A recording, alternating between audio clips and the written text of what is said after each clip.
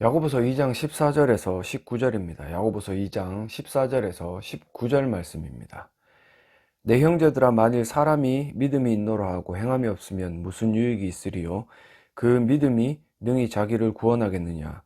만일 형제나 자매가 헐벗고 일용할 양식이 없는데 너희 중에 누구든지 그에게 이르되 평안히 가라, 덥게 하라, 배부르게 하라 하며 그 몸에 쓸 것을 주지 아니하면 무슨 유익이 있으리요? 이와 같이 행함이 없는 믿음은 그 자체가 죽은 것이라. 어떤 사람은 말하기를 너는 믿음이 있고 나는 행함이 있으니 행함이 없는 내 믿음을 내게 보이라. 나는 행함으로 내 믿음을 내게 보이리라 하리라. 내가 하나님은 한 분이신 줄을 믿느냐? 잘하는도다. 귀신들도 믿고 떠느니라. 아멘. 신앙생활을 하다 보면 믿음과 그 믿음의 결과에 따라 마땅히 나오는 그 행함이 따로 노는 경우가 참 많습니다. 대충 말씀을 드리자면, 나는 교회를 다니고 예수를 믿지만 지금은 형편이 어렵고, 그리고 내가 목표로 하고 있는 무언가를 이루기 전까지는 내가 다른 것들을 돌아보지 않겠다라고 자기 스스로 위안을 삼으면서, 그 믿음은 있지만 아직까지는 그 행함을 보여줄 만한 때가 아니다라고 생각하는 경우가 많아요. 물론 이런 생각의 근저에는 뭔가 대단한 일들만이 믿음의 결과물이다라고 생각하는 착각들을 하는 경향이 있습니다. 이게 흔히 이야기하는 외형적인 성공이나, 그리고 이 정도는 이루어내야 내가 누군가에게 무엇인가를 줄 수 있고 어떤 일을 할 수 있다라는 그런 막연한 그런 생각들 때문에 이런 분리 현상이 일어나는데, 근데 성경에서는 그런 거대한 것들이나 거창한 것들만을 요구하는 건 아니에요.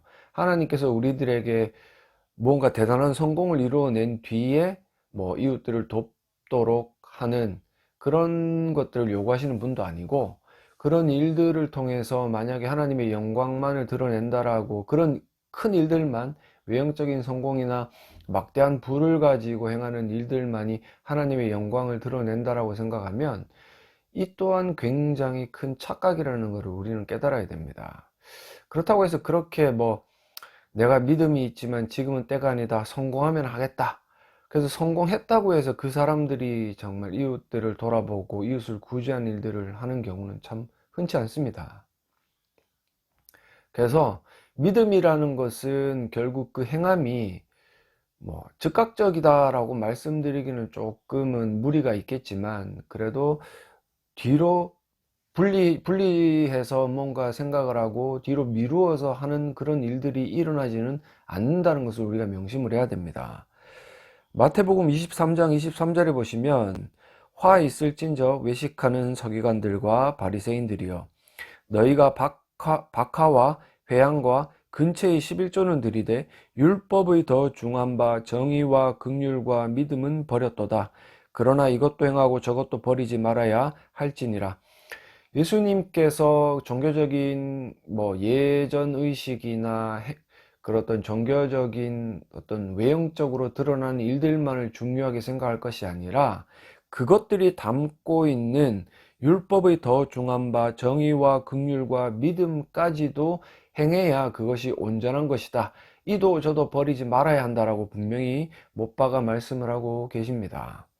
오늘 14절 말씀해 보시면, 내 형제들아, 만일 사람이 믿음이 있노라 하고 행함이 없으면 무슨 유익이 있느냐? 예수님의 말씀과 일맥하는 거죠. 그죠?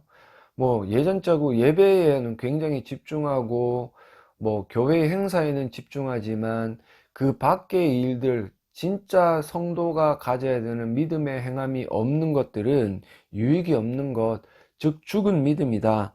뒤에 가면 나오는 17절에 나오는 것처럼 행함이 없는 믿음은 죽었다라고 이야기를 하면서, 14절에서는 유익이 없는 믿음, 아무짝에도 쓸모없는 믿음이다라고 야고보 사도는 냉정하게 비판을 하고 있습니다.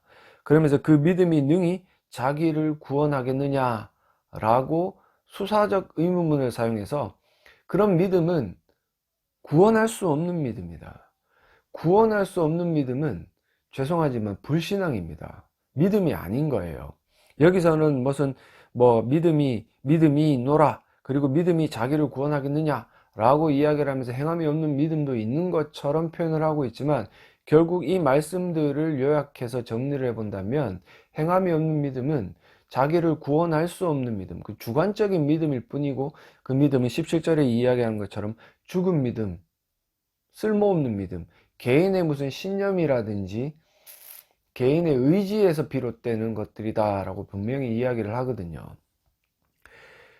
이 제가 조금 전에 읽어드렸던 마태복음 23장 23절의 말씀에서 화 있을진저 외식하는 서기관들과 바리새인들, 여기서 서기관들과 바리새인들은 종교 지도자요 율법에 능한 자들입니다. 근데 이들을 향해서 예수님은 외식한다, 외식한다라는 것은 흉내만 낸다, 뭐 그냥 그런 척한다, 또 그 깊은 의미 안에는 불신자다라는 의미를 담고 있거든요. 그래서 이렇게 종교적인 외형에 치우쳐서 종교적 행위에만 몰두하고 실질적으로 믿음의 행함, 믿음으로 드러나는 행함, 이웃을 향한 그런 어떤 마음들이 없는 그들을 향해서 예수님은 흉내만 내는 사람들, 더 심하게 말해서 너희는 불신자야 라고 이렇게 말씀을 하고 있습니다. 오늘 야고보 사도가 이야기하는 것처럼 이 구원할 수 없는 믿음을 가진 자들, 즉 행함이 없는 믿음을 가지고 있는 자들 또한 이 외식하는 자들과 진배없고, 그들은 흉내만 내는 사람들, 더 좀 마음이 아프겠지만 더 깊게 말씀을 드리자면 불신자다라고 말씀을 드릴 수밖에 없는 거예요. 그래서 이 행함과 믿음은 불가분의 관계다. 뗄래야 뗄 수 없는 관계고, 믿음이 있다라면 이 행함이라는 것이 그 규모의 어떤 크기나 뭐 금액의 많고 적음에 달려 있는 게 아니라, 제가 지난번에도 말씀드렸고 지금도 말씀을 드리겠지만, 이웃들을 향해 내가 가진 것들을 쓰는 것, 그것뿐만이 아니라 이웃들과 함께 그들의 문제를 공감하고 마음 아파하고 그들을 위해 기도할 수 있는 그런 모든 것들이 바로 이웃들을 향한 행함이요, 그것이 하나님 사랑과 이웃 사랑에 결부되어져 있는 믿음의 행위다라는 것을 우리는 이해를 분명히 하셔야 됩니다. 그러면서 15절과 17절에 보시면 이 행함이 없는 믿음, 즉 뭐 자기를 구원할 수 없는 믿음, 따지고 보면 믿는다라고 이야기를 하지만 행함이 없는 그런 것들에 대한 구체적인 사례를 들고 있는데, 15절에 만일 형제나 자매가 헐벗고 일용할 양식이 없다, 정말 먹을 것이 없어서 힘들어하고 고통스러워하고 괴로워한다, 그러면 16절에 너희 중에 누구든지 그에게 이르되 평안히 가라, 덥게 하라, 배부르게 하라 하며 그 몸에 쓸 것을 주지 않으면 무슨 유익이 있느냐 도대체. 말로만 그렇게 하는 것들을 향한 비판이고, 이 말로만 행하는 것들의 표본이 뭐냐면 교회들이 행하고 있는 기도입니다.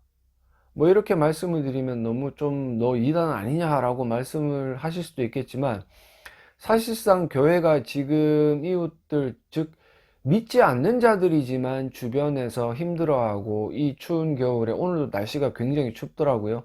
이 추운 겨울에 뗄 것이 없어서 냉방에서 지내고 있는 이웃들을 돌아보느냐, 아니면 돌아보지 않고 그저 뭐 자기 배부를 생각만 하고 교회에 투자할 생각, 건물에만 투자할 생각을 하고 있으면 이게 문제가 되는 거죠. 그러면서도 그들이 하는 것은 뭐예요? 기도입니다. 기도. 뭐 이웃들을 생각하면서 기도합시다. 저렇게 추위에 떨고 있는 사람들이 떨지 않을 수 있도록 우리 기도합시다. 가난한 사람들이 그래도 조금은 형편이 나아질 수 있도록 기도합시다. 말로는 기도하면서 굉장히 열심히 하지만, 기도를 했으면 그 기도에 응답이 올 수 있도록 교회가 움직여서 그 이웃들을 돌아보고 교회가 가진 것들을 나누어서 그들을 향해 구제의 손길을 보내야 된다는 겁니다. 그게 기도의 완성인 거지. 말로는 기도, 통성 기도, 뭐 합심 기도, 매 기도 이야기하고 또 뭐 그런 거 많이 하잖아요. 대구 성시화를 위해 기도합시다. 뭐 코로나 시대에 이 문제점들을 잘 극복하고 승리할 수 있도록 기도합시다. 말로는 기도하지만 교회가 오히려 더 절제하지 못하고, 교회의 모습이 세상 가운데 모범이 되지 못해서 성시화는커녕 오히려 더 교회를 떠나는 사람들이 더 많이 생겨나고 있기 때문에, 지금 교회들이 모여서 하는 그 기도는 예수께서 말씀하셨던 뭐 박하와 해양과 근처의 11조만 드리는 그런 어떤 외식하는 행위일 뿐이다. 그렇게 기도했다면 그 율법에 더 중한 바 이웃들을 향해서 구제의 손길을 펼치고 정말 믿음을 가지고 있는 교회라면, 예수 그리스도를 주님이라고 고백하는 교회라면 그에 걸맞는 행동을 통해서 그 기도가 정말 이 땅 가운데서 응답받을 수 있도록 일조하는 것들이 필요하다는 사실입니다. 그러면서 17절에 이와 같이 행함이 없는 믿음은 그 자체가 죽은 것이다. 죽은 것은, 죄송한 말씀인데 아무짝에도 쓸모가 없습니다. 그죠? 죽은 것은 어디에도 쓸모가 없어요. 죽은 것은 썩을 뿐이고, 썩고 난 이후에는 그것을 가지고 도대체 무엇을 하겠습니까? 사람도 살아있을 때에야 이 활력적인 모습과 행동을 통해서 무슨 일이라도 하지만, 죽어있는 사람은 그저 무덤 안에서 썩어갈 뿐이라는 거죠. 그래서 야고보 사도가 이야기하는 것처럼 이런 어떤 일용할 양식, 헐벗고 일용할 양식이 없는 형제 자매들을 돌아보지 않고 말로만, 참 이게 더 나쁘고 얄미운 것 같아요. 그죠? 옆에서 형제 자매가 굶고 추워서 떨고 있는데도 불구하고 자기는 떳떳하게 맛있는 음식 먹고 두껍은 옷을 입고 다니면서, 그런 옷들이 집에 많이 쌓여 있음에도 불구하고 나눌 줄 모르고 입으로만, 말로만 너 따뜻해라, 배불러라, 이 얼마나 얄미운 짓이고, 이런 모습들을 바라보는 그 헐벗고 추위에 떨고 있는 이웃들이 그 교회를 향해서, 그 성도를 향해서 무슨 좋은 생각을 가질 수가 있겠습니까? 교회가 지금 이렇게 비난을 받고 비판을 받고 세상 사람들이 교회를 싫어하는 이유는 바로 이렇게 외식하는 행위에 충만하기 때문에 그렇습니다.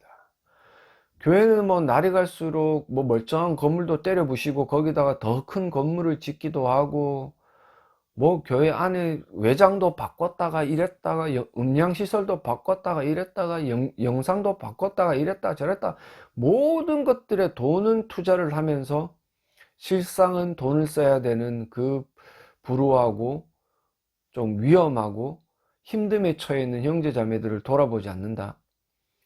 사실상 그 밖에 있는 불신자들이 형제자매가 아니기 때문에 돈을 쓰지 않습니까? 그렇다면 전도는 과연 어떻게 합니까? 그들이 교회에 들어오면 형제자매이기 때문에 도움의 손길을 줄 겁니까?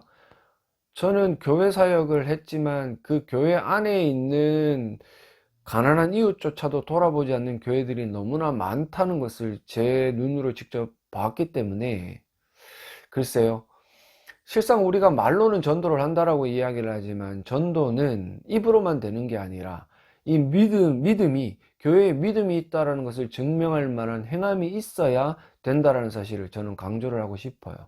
그래서 오히려 더 쓸데없는 행사 많잖아요. 뭐 때마다 일마다 뭐 친구 초청잔치, 새생명 축제, 그래서 몇백씩 쓰고, 큰 교회는 수천씩 쓰고, 어떤 교회는 전도 많이 하면 차도 주는데, 그렇게 낭비할 돈으로 오히려 이웃들을 향해서 이 주변에 있는 뭐 소년 소녀 가장을 택해서 그들을 향해 후원을 한다든지, 아니면은 정말 돈이 없어 독거노인들을 향해서 쌀이라든지 양식, 그리고 뭐 기름 같은 거, 이런 것들이라도 지원을 하면 그 사람들은요, 그런 어떤 행함을 바라보고 그냥 내가 도움받았네, 이게 아닙니다. 그들이 오히려 더 교회를 좋게 바라보고 교회를 향해서 좋은 말을 하고, 심지어는 교회에 나와서 정말 예수 그리스도를 믿고 진짜 형제 자매가 될 수 있는 기회를 얻을 수도 있다는 사실입니다. 교회적 차원에서 좀 확대된 일들, 이것이 비록 성도 한 명 한 명 개개인들이 감당해야 될 일이기도 분명히 맞지만, 그 성도들이 모여있는 교회가 분명히 확대해서 감당해야 될 믿음의 행함이기 때문에, 이런 믿음의 행함이 없다면 결국 그 믿음은 죽은 믿음이고, 그 죽은 믿음을 가지고 아무리 화려한 건물과 멋진 예전적인 예배를 드리더라도 그 예배는 죽은 예배일 뿐이다. 그 교회에 있는 사람들은 죽은 믿음을 소유한 불신자들 뿐이다 라는 사실을 말씀을 드리고 싶습니다. 좀 냉정하게 들릴 수도 있습니다. 냉정히 들으라고 드리는 말씀이에요. 저는 뭐 이렇게 순화해서 참으로 부드럽게 말을 할 수 있는 은사는 없습니다. 직설적이고, 그리고 굉장히 순화하지 못하는 언행심사를 가지고 있기 때문에 좀 기분이 나쁘실 수도 있겠지만, 여러분들 삶을 한번 돌아보시고 여러분들 교회를 한번 돌아보시면서, 교회가 만약에 이런 일들을 잘 감당하고 있지 못하면, 그리고 여러분들이 그 교회 안에 중직자라면 이런 것들을 바꿔낼 수 있는 움직임을 이제는 불러 일으키셔야 한다는 거죠. 여전히 그 안에서 그 죽은 믿음을 가진 자처럼, 불신자처럼 함께 멸망할 것이 아니라, 이런 말씀을 듣고 깨달은 바가 있고 이게 옳다라고 생각이 된다면 여러분들이 움직이셔야 한다는 사실입니다. 그게 복음을 듣고 그 복음에 반응한 진짜 믿음을 가지고 있는 사람의 행함이지, 그냥 듣고 기분 나쁘네, 아이고 저거 또 난리다, 이 정도로만 끝을 낸다라면, 이 정도로 끝을 낸다라면 교회는 절대로 변할 리가 없는 거죠. 그러면 여전히 얄밉게 말만 하는 교회가 되고, 그 말만 하는 것으로 그들이 가진 믿음이 죽은 믿음이고, 아예 죽은 믿음이라는 것은 믿음이 아니라는 거거든요. 믿음은 살아있고, 그 믿음은 살아있기 때문에 반드시 살아있는 행함을 가지고 오는, 그것이 야고보 사도가 이야기하는 것이고, 예수님이 말씀하시는 것이고, 사도 바울이 이야기하는 것이기 때문에 죽은 믿음은 믿음이 아니다, 그래서 외식하는 것은 불신자다, 이런 사실들을 분명히 깨달으시기를 소망합니다. 그러면서 18절로 넘어오면 어떤 사람은 말하기를, 너는 믿음이 있고 나는 행함이 있으니 행함이 없는 내 믿음을 내게 보이라. 나는 행함으로 내 믿음을 네게 보여주겠다. 이렇게 말만 하는, 나는 믿음이 있어요, 나는 중직자고 교회를 뭐 모태신앙이고 나는 목사이기 때문에 믿음이 있어요, 근데 행함이 없다는 말이죠. 그죠? 근데 그 사람을 향해서 이 행함을 가지고 있는, 실질적으로 믿음을 내가 믿습니다, 나는 믿음이 강합니다 말은 하지 않지만 조용한 자리에서 행함으로 그 믿음을 보여주고 있는 사람이 도전장을 던지는 겁니다. 너 믿음이 있어? 네 입으로 믿음이 있다라고 이야기를 했니? 그러면 그 믿음을 증명할 행함을 내게 보여봐. 나는 말로써 믿음이 있다라고 떠벌리고 다니지는 않지만 내가 행하는 이 행함으로 내 믿음을 보여줄 테니까, 너는 네가 입으로만 말하고 있는 그 믿음을 행함으로 내게 보여봐 라고 과감히 도전장을 던지고 있는 거죠. 과연 누군가 나타나서 그렇게 열심히 떠들고 믿음이 있고, 뭐 교회에 그런 사람들 많잖아요. 굉장한 믿음을 가지고 있는 것처럼 떠벌리고 기도도 많이 하고 뭔가 열심도 있고 막 나대기는 나대는데, 실상 그 사람을 통해서 주변의 형제 자매들이 상처를 받고 힘들어하고 괴로워하고 뭔가 따뜻함을 맛보지 못하는 그런 사람들이 있다라는 거죠. 근데 교회에서 직분도, 중직자도 아니고 심지어 직분도 없고 묵묵히 맡은 바 일을 행하지만 입으로는 떠벌리지 않는 그런 사람들이 나와서 나중에 말을 합니다. 네가 그렇게 잘났어? 그럼 네가 내게 보여줄 수 있는 믿음의 행함은 뭔데? 과연 네가 믿음이 있다라고 이야기를 하지만 그 믿음을 뒷받침할 수 있는 행함이 도대체 뭔데? 라고 물으면 과연 그런 분들은 무엇이라고 대답을 하겠습니까? 헛기침하면서 하면서 뒤를 돌아 가버리겠죠. 그죠? 분명히 아셔야 되는 것은, 지금 이 18절에 나와 있는 것처럼 너는 믿음이 있고 나는 행함이 있으니 행함이 없는 네 믿음을 내게 보이라. 나는 행함으로 내 믿음을 네게 보이겠다. 행함과 믿음은 절대로 분리될 수 없는 것들이고, 이 분리될 수 없는 것들을 향해서 야고보 사도는 계속해서 강조를 합니다. 그러면서 19절에 뭐라고 이야기를 해요? 네가 하나님은 한 분이신 줄을 믿느냐? 라고 질문을 해요. 이 한 분이신 줄을 믿느냐라는 말의 의미가 뭡니까? 믿음과 행함은 뗄래야 뗄 수가 없고, 이 하나님께서는 그 믿음과 행함의 가분성 인정하지 않는다. 불가분, 나눌 수 없다. 믿음과 행함은 하나다. 그래서 이것들을 따로 분리할 수 없기 때문에 하나님을 믿는다면, 그 한 분이신 하나님을 믿는다면 네가 가진 믿음이 행함을 반드시 가져와야 된다라고 이야기를 하고 있는 겁니다.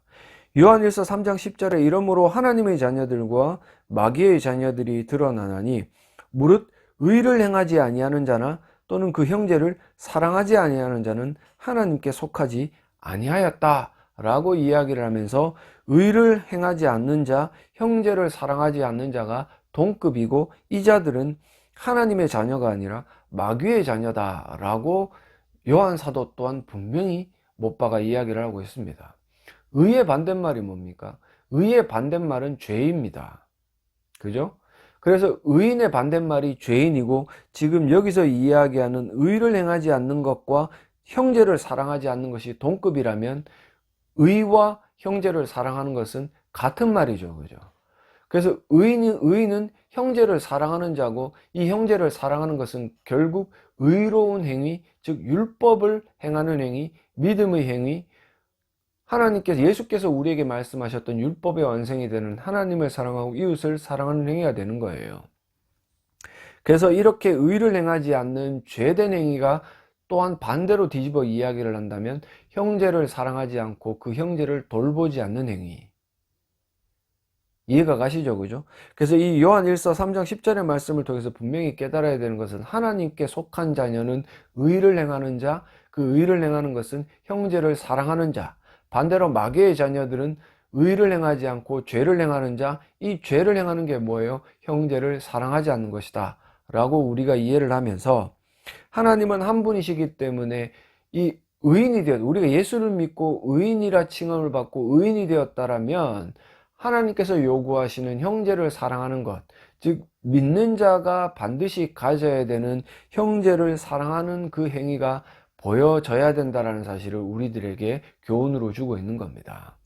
그러면서 19절 말미에 가면 잘하는도다, 귀신들도 믿고 떤다라고 이야기를 해요.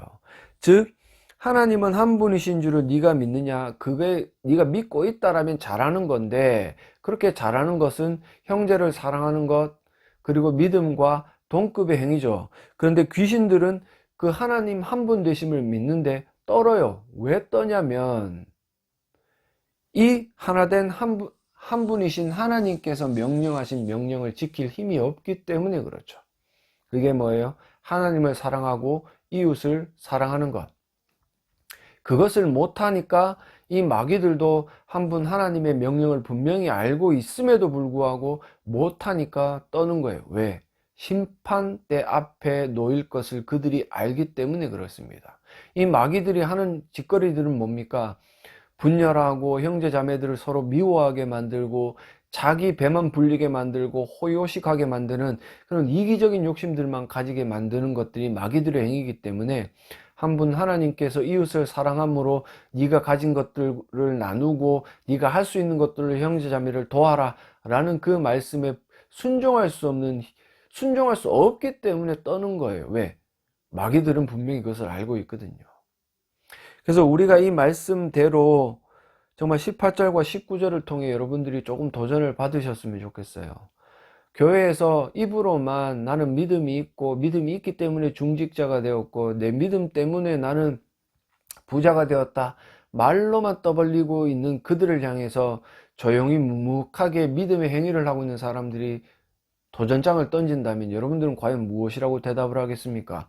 그것이 맞다라고 성경에서는 분명히 하나님은 한 분이시다 증명하고 있고 옳다라고 이야기를 하고 있는데, 그 한 분 하나님을 믿는다라면 하나님을 믿는 그 믿음이 반드시 형제를 사랑하는 행위로 드러나야 한다라고 이야기를 하고 있는데, 그렇지 못한 여러분들은 과연 무엇이라고 이야기를 합니까? 단지 이 귀신들처럼 믿기는 믿지만 그것을 행할 힘이 없기 때문에 떨 겁니까? 두려워 떨 겁니까? 참된 믿음을 가지고 있고 하나님을 믿는 믿음이 있다라면 반드시 이웃을 사랑하는 행위로 그 열매를 맺기를 간절히 소망합니다. 이 귀신들이 한 분 하나님이신 줄을 알고 있습니다. 그래서 그 하나님의 존재를 믿기도 믿습니다. 여기서 믿음이라는 건 우리가 가진 믿음과는 달라요. 그냥 알고 있다라는 겁니다. 마귀들도 한 분 하나님이시라는 걸 분명히 알고 있지만 그 한 분 하나님께서 주시는 명령인 형제 사랑과 정말로 이웃 사랑을 실천할 수 없기 때문에 그들은 하나님의 심판을 두려워하면서 떨고 있다라는 거예요. 하지만 정말 우리에게 은혜로 주신 믿음을 가지고 있는 하나님의 백성이요 형제 자매라면, 여러분들이 잘 몰라서 그랬을 수도 있겠지만 이제는 분명히 알게 되었다라면, 한 분 하나님께서 명령하신 하나님을 사랑하고 이웃을 사랑하는 것, 그것들이 우리에게 있어야만 우리가 가진 믿음이 참이라는 사실을 분명히 인지하셔서 이제는 형제를 사랑하는 모습으로 충만한 성도, 그런 성도들이 모여있는 교회가 되기를 간절히 소망합니다. 사도행전 2장 44절과 47절을 보시면, 믿는 사람이 다 함께 있어 모든 물건을 서로 통용하고 또 재산과 소유를 팔아 각 사람의 필요를 따라 나눠주며 날마다 마음을 같이하여 성전에 모이기를 힘쓰고 집에서 떡을 떼며 기쁨과 순전한 마음으로 음식을 먹고 하나님을 찬미하며 또 온 백성에게 칭송을 받으니 주께서 구원받는 사람을 날마다 더하게 하시니라.